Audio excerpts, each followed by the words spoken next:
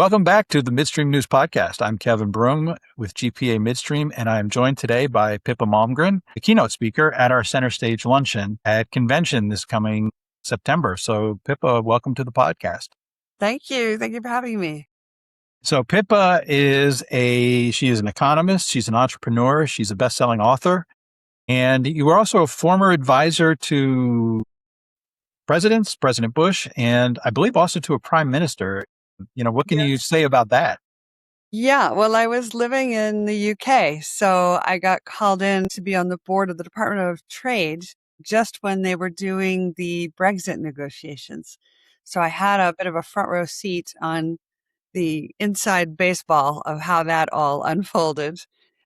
So super fascinating.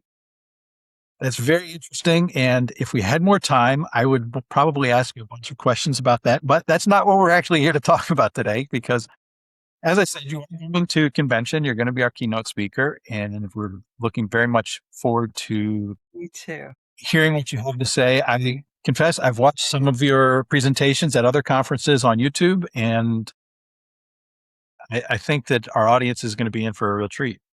So what we're going to do today, though, is try to give a little bit of a preview of how you think and a little preview of the topics you're going to be talking about. So let's start with this. We spend a lot of the business conversation is about disruption, uncertainty, risk, that kind of stuff. You have a much more optimistic tone to your work. So why are you excited about the future right now? Yeah. So the thing is, it's necessary to always consider the downside, for sure. You have to have that for risk management. But I find that people are spending almost no time on the upside. And right now, technology is innovating in such a way that the upside possibilities are quite intriguing and potentially boundless, and especially in the energy space. So things like the combination of artificial intelligence in conjunction with supercomputing, exascale networks of computational power, which means we can solve problems in seconds that used to take decades to address. And that's happening across multiple energy sectors. So basically, whatever problems one has had in whatever sector you're in, they're getting solved like really quickly. And then I guess what people are really afraid of is they think that automation, AI, robotics equals I'm going to lose my job. But what I actually see, not just now, but through the course of history, the first truly robotic tool, automated process we ever had was around about 1834. And it was the introduction of the Jacquard weaving loom for making textiles and fabrics. And we've had nothing but more automation, robotics since that time. And today we have more jobs with a larger global population than ever in history. So the idea that this kills jobs and you won't have anything to do isn't right. What is true is that everybody has to change.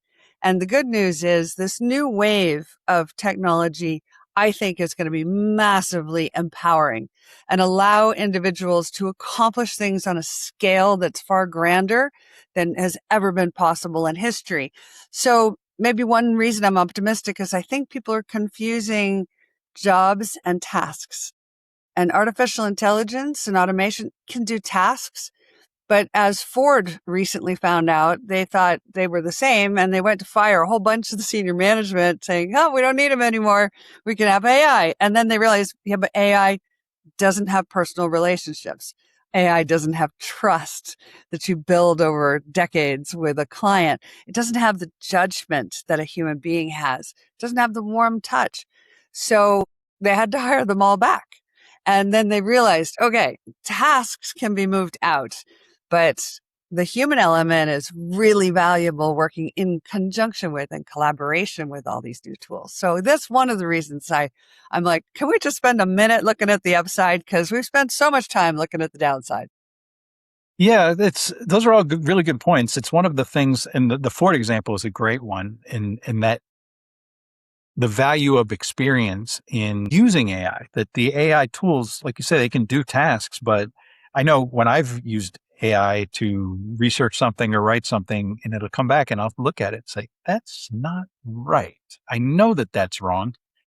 In one case, the AI actually argued with me because it was telling me that it was right. And finally I had to tell it, no, I wrote the thing you're referring to, and I know it doesn't say that. So, Uh, yeah. So I guess the one of the questions that I have then is, okay, experience matters. What's like one skill that really will be important in this AI age? And I know it's not going to be prompt writing. it is not going to be prompt writing. I actually think it's not even a skill. It's a quality. And the quality that seems to be of the greatest value is curiosity. And that's a really interesting quality because, when we all work in large corporations, we have this sense you're supposed to fit in, right? You're trying to be, inside a framework that exists around you. But in this environment where we're literally able now to create new materials atom by atom by atom. So, for example, in the power generation business, traditionally one of the biggest constraints has been materials. And you have to get them out of the ground. They come from difficult places. You need a lot of rare earths, for example, for many things. But in a world where now you can start to create those things in a lab using quantum chips, Google recently released its Willow chip. And in short order, it found 480,000 new materials and 2 million new crystals that humanity has never had before, right? What are we going to make with those? We don't even know yet. People haven't even started to understand what is possible. So suddenly imagination and curiosity, the ability to think about a world that doesn't have the constraints it used to have is super valuable. But we're not really trained to have what I call imaginal skills, because that sounds like, what? What are you dreaming? But actually, when you have supercomputing and artificial intelligence, dreaming starts to be a proper skill set. How can you envisage a different future? This is the way. So I think curiosity is a really critical piece of the puzzle. It does bring to my mind, some of the news that's been out lately about some innovative approaches to batteries, where you're getting batteries made out of salt and made out of sand. It's Exactly. Like, and it's fascinating, especially such common materials, and we can use them to make batteries. That's fascinating. totally. Or in another example that I think is going to be directly important for the audience that we're going to be with is a Tesla idea, which even 10 years ago would have sounded insane, which is the idea that you could transmit electricity without a wire, that you could move it through the atmosphere safely. And yet, I think it was last February or March, DARPA, which is the military's innovation arm, they demonstrated that they could move electricity wirelessly, safely through the air. They sent it about 5 kilometers. And to prove that it moved, they popped popcorn with it. And I met the fellow who ran the test and I said, I'm guessing you could do more than pop popcorn. He said, yeah, we just didn't want to scare anybody, right? Because the notion that electricity can move through the air already, everyone's like, wait, what happens to a bird that goes through the pathway? What happens to me if I walk into it? Right? We're very concerned about, okay, but wow, I never considered this before. But if true, and it is true, we already see, for example, in Finland and Helsinki, they're starting to put into place a wireless street lighting system. So the electricity is moving wirelessly between the streetlights. This is a whole new world. And we need to think about, okay, what are the implications of a world where Tesla isn't just some crazy idea? It's practically workable and it is happening. Especially given we have such constraints with our power grids. Everybody's like, well, we can't grow the power grid because the transformer shortages, and that comes down to materials shortages. And now you say, well, we could come up with new materials in a lab and we can move electricity wirelessly. Maybe we need to reimagine what is a grid. Now, is this the same kind of technology that would apply for, say, for example, space-based solar? Yes. So that's another area which I think is underappreciated. And I'll talk a little bit about space because most people, their first reaction is, this is just like billionaires joyriding. What the heck? We have problems here on Earth. Why are we spending money out there? Not comprehending that you can solve many of the problems here on Earth with space. One of them is space-based solar power, which is that you don't put the solar panel on your house. You put it in orbit or on the lunar surface, and then you beam energy. Radio waves is one of the ways. And suddenly you have energy here on Earth. Now, they definitely can do this now. It's been proven by Caltech, by Airbus. The Japanese Space Agency has been all over this. The Chinese are building a massive facility right now in orbit to beam energy from space. We're a little bit behind on that, but it is happening. Google has just announced their new Suncatcher project, where they're going to be doing data management, right? Data centers in orbit or on the lunar surface, but they intend to beam not just data back, but also energy. So these things are no longer like crazy science fiction ideas. They are absolutely happening. Now, is there a scaling issue? Yeah. Is it going to take time to figure out how to really, truly safely beam energy from space? Yes. But do we know that it can be done? Yeah, we do. So that's very exciting. Okay. What does that also mean for the energy industry, the power industry? How could you use that to your advantage? And I think that raises a question I'd like to raise with the audience. Maybe we could think about before we get there. It's a question posed by the great management guru, Peter Drucker. And he said, every 3 years, you should ask yourself, if I weren't already in this business, how would I do it today? So if you weren't encumbered by all this capital expenditure and the human infrastructure that you've created, if you were just starting from scratch, how would you draw this thing? And I think it's important because the lesson of the last 20 years is that some usually young person with a big imagination can suddenly revolutionize a whole industry by not being encumbered by the old how we have always done it, thinking they can break out of that cage. And that's, I think, something we all need to do at this moment when technology is changing so quickly and giving us more options. Well, you've talked a lot about imagination and, sort of the human side of things. And I think you're working on a concept. When we talked last week, you mentioned heartware.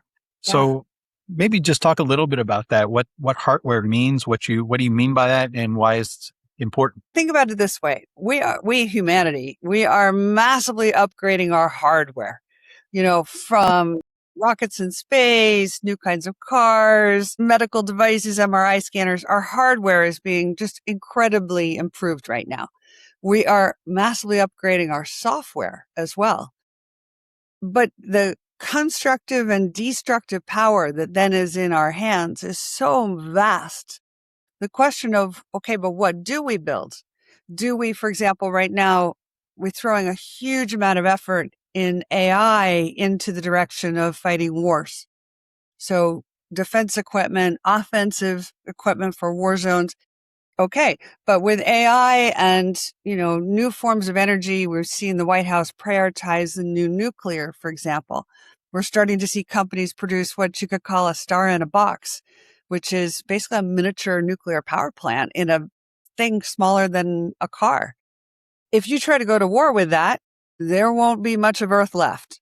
So this question of how do we discern what to build and what is it we're building for? Right now, we're optimizing all these upgrades, hardware and software, for efficiency, for profits, for bottom line. But humans, they're not very efficient, but they're wildly creative. So we should think about optimizing for the human element. After all, that's what got us to this place, right? We humans have invented all these things. So my idea is we upgrade hardware, we upgrade software, and now we need to upgrade maybe hardware. And hardware is not just kind of a nice to have. It's not about being nice to people. It's about what do we do to enhance and protect this fundamental capacity for curiosity, for problem solving, for imagination. And frankly, and I know this sounds a little like strange hearing an economist that's going to talk to an oil and gas audience, but love. And I say that meaning, for example, love of solving a problem, love of some kind of a hobby, right? So many people solve problems because they have a passionate interest in something. Just a little practical example of this. I think it was about a decade ago, might have been a little bit more. Shell had a problem with the way the oil was flowing through or failing to flow through the wellheads. They got all the oil engineers working on it. Nobody could fix it. And so they put out an announcement of $1 million prize to anybody in the world who could fix it. You know who fixed it? A tattoo artist. Because the tattoo artist went, actually, I had the same problem at a smaller scale. And this is how we solve it in a tattoo pen.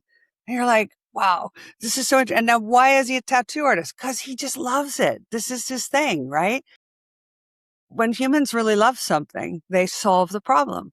So that's why I say creating spaces where we're optimizing for the human element, including human connection. So many problems get solved when humans get together and they just start jamming and riffing, right? There's no structure to it. It's just, they're like, oh yeah, I had this problem. And now creative solutions are found. AI is not great at that. It's good at driving inside its lane. But if you want to go outside the lanes and do really creative things, so that's why I say we need to really think about heartware as a third leg that stabilizes humanity and society as we progress with these superhuman qualities now to either create or destroy with our hardware and software. Yeah. So as you were talking about that, one of the things that came to mind just came up. So, we're promoting the convention. We're talking about convention on social media and in a bunch of different areas. And one of the things we like to do is to talk about who's going to be speaking, at who's going to be presenting. And so one of the speakers, we went looking for photos, and we found a photo of him rappelling down the side of a building because he's a volunteer firefighter. And so I asked him, can we use the photo? Folks, you're going to see it on social media, I promise. But it's a great photo. He looks like Spider-Man up there, except in a. And so I sent him an email and I just said, can we use the photo? And then is there a story behind it? And he says, yeah, I'm a firefighter, volunteer firefighter. And I've been that for the last 4 or 5 years. And so I asked him, does this connect in any way to your profession in the midstream? And he said, no, it's simply love your neighbor. Jesus said, love your neighbor. And what could be more loving of your neighbor than pulling them out of a burning building or putting out a fire? And so that's the heartware thing that you're talking about, that the love of a hobby, love of your neighbor. And that's exactly the kind of thing you're talking about, I think. Yeah. And it's relevant again to this industry because we have to think about the impact on people, right? People are totally dependent on this industry. Their lives are a function of, have I got light switches going on? Can the washer dryer work, right? Getting energy into homes and businesses is so fundamental to our economy. And so we're different ways to think about this. Do you think just in terms of what's our bottom line? How do we make a better profit? We don't really care about the rest of it. Or how can we do both at the same time, serve people in ever better ways, which usually actually turns out to improve your customer allegiance and therefore your profitability, your room to maneuver to take risks and try new products and new ideas with customers. So I think, even in this really hardcore industry that we're in, this hardware piece is quite important part, especially because, oil and gas have their critics, right? We have a lot of people out there who are concerned about the industry. So how do we help walk them through, like, what role it plays in society, how important it is, and what does the future of energy look like? And I wonder too, whether we're going to see energy companies more and more diversifying as new forms of energy become more available than before, more possible than before. And so I mentioned nuclear before, but the White House has a super high priority on these new nuclear methods. And all these little firms that nobody's ever heard of, they've come out of nowhere, they're hitting their targets. And so we have to now imagine the idea of a small nuclear reactor that's mobile, that you could put anywhere, put in a plane, take it where you need it. This is going to transform the energy industry. So the question is, how do oil and gas start to work with these newer opportunities. And rather than seeing them always as strictly opponents, the landscape is changing. Yeah. Yeah. So you're an economist, and so you come up with these highly technical terms sometimes, like shrinkflation, I believe was you coined that term. You've got another one that I think is pretty interesting, and that is again, we talked about this last week, but that's that Wall Street to Y'all Street. Yes. Can you maybe talk about that a little bit? And I know you're going to talk about that in San Antonio, but don't give it all away. It's really important because this question of how do we finance all this innovation and change is so fundamental. And something big is happening in the United States, which is the current administration is open to innovating with money itself. And so then we're going to hear a lot more about stable coins. We're going to hear a lot more about Bitcoin and a Bitcoin reserve for the country. And people are like, okay, but what does this mean? Well, think about it as a widening of the pathway for smaller firms to be able to raise capital. And traditionally, Wall Street and Silicon Valley kind of had a lock on who got money, and they were only interested in unicorns, companies that were going to be worth $1 billion in a pretty short period of time. But there are lots of companies, especially in the oil and gas realm, that are not unicorns, never going to be worth $1 billion, but they're worth $500 million or $250 million, which is still a serious amount of money and a lot of jobs. Most of the jobs and most of the innovation is created by firms with less than 50 people. So how do we get more capital to them? So this idea that stablecoins are a way of widening that pathway and increasing the flow of funds to what I would call the workhorses, right? Unicorns, you imagine, but workhorses, they make real profits. They have real customers. They have real cash flow. And there are a load of them in the United States. And especially in the oil and gas realm, a lot of them doing very well in the current environment. So this idea that the financial center of the country is also moving to follow this flow. And so we always think of New York City as being the epicenter of not just American finance, but global finance. But more and more, we're seeing signs that it's moving to Texas. And the Texans have said, we would like to be at the forefront of these new methods of funding businesses. And that is leading people to talk about the new Texas Stock Exchange, the leaning towards tokenization. Plus, Texas and this border with Mexico has turned into what people are calling America's Shenzhen, meaning equivalent to China's most productive manufacturing zone is being created in Texas as well. And so this idea that you need money to flow to where people are building, and they're building real things, right? One thing is software, but physical hardware is another thing. And nobody knows that better than the oil and gas world. And so the joke is we're moving from Wall Street to Y'all Street. Yeah. And I think it's a really powerful shift, and it will be important, very important. Yeah. I agree. And I'm very interested to watch this trend develop, see how this does work out. So one of the things you've talked about a lot is innovation and collaboration. And GPA Midstream was founded on this idea that we needed to bring together people to, come together to share ideas to solve problems. So what happens with that foundational process in an AI? Again, we're coming another AI question, but in an AI environment, how does that affect that collaboration and quest for continued innovation? When you're in a moment where you can start to say, what qualities would I like a material or a form of energy to have? And could I create that? Then conversations with your colleagues become really important. It's a time when all of our traditional notions of what is true, what works, how things have to be done are being totally knocked sideways by new innovations. Like I'll just give you a little example of data centers, right? Everybody's building these massive, massive data centers. They're pulling on the power supply of states all over the country, pulling on the water supplies. Citizens are getting mad about it.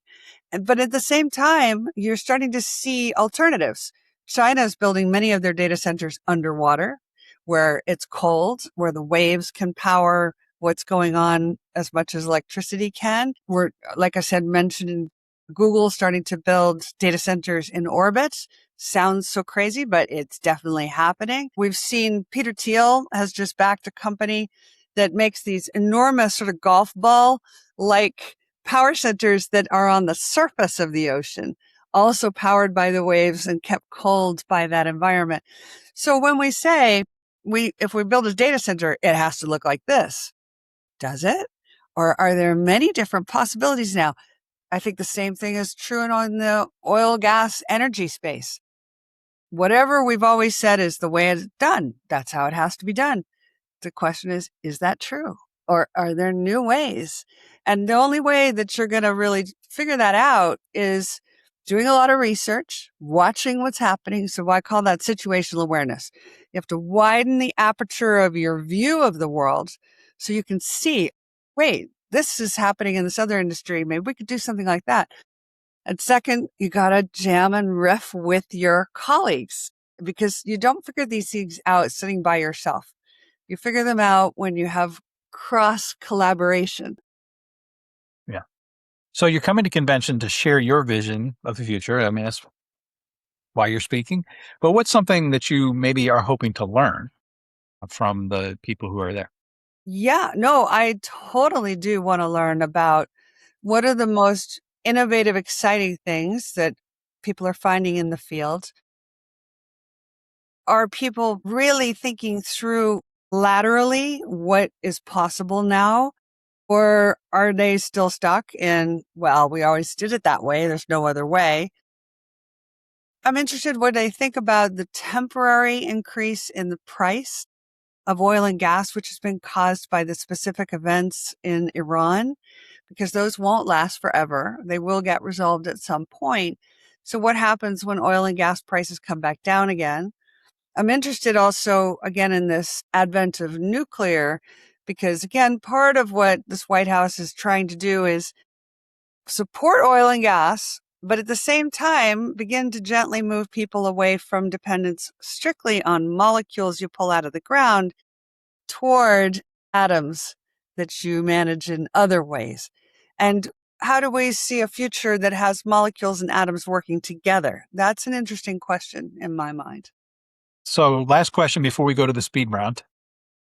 And that is, what's like maybe one or two things you hope that the audience will take with them, or what's maybe, let's narrow that down just a little bit. Maybe what's something you hope that they'll think differently about, and maybe one or two opportunities you hope they'll see when you're Sure. finished talking.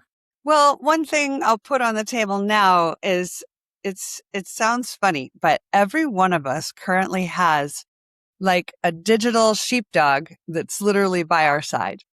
And that sheepdog is with you 24/7.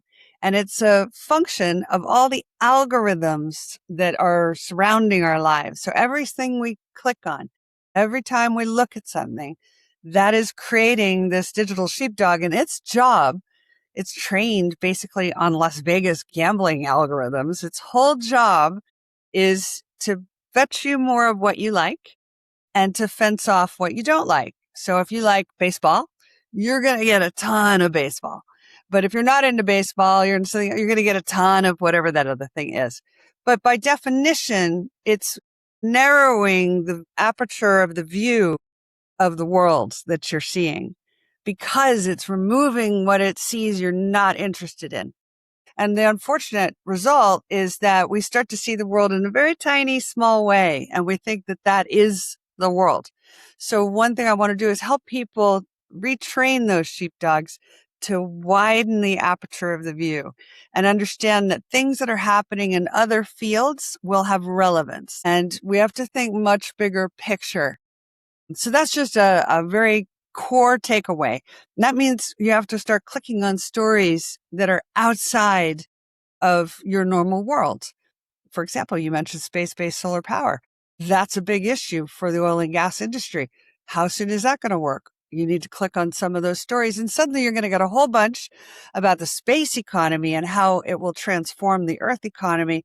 And that I think will give some new ideas about, the future opportunities as well. So that's one.